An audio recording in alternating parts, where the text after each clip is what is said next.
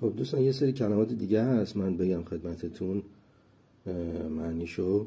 این کلمات کاربردیه به هر حال خیلی توی مکالمات روزمره استفاده میشه.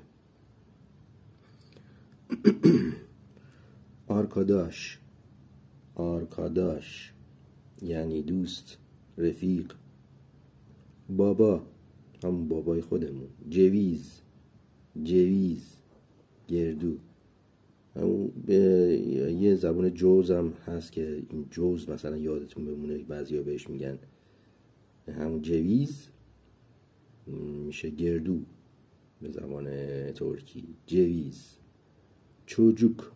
چوجوک. ببین اینجا ج تلفظ میشه، سی به تنهایی ج تلفظ میشه جویز. اینجا یه ویرگول اومده زیر سی که چه تلفظ میشه. جویز چه. چوجوک یعنی بچه، کودک. درس همون درس خودمون. او یعنی خونه. او.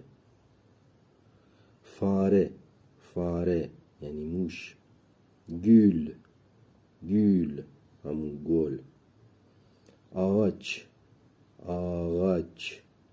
آغاچ یا آقاچ خونده نمیشه، این تلفظ نمیشه.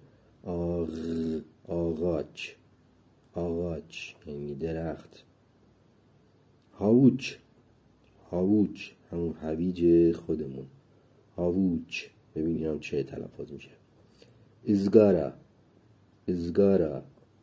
ازگارا کباب، یه چیزی که کبابی میکنن مثلا توی باربیکیو ازگارا بهش میگن کباب. ایش یعنی همون کار. کار.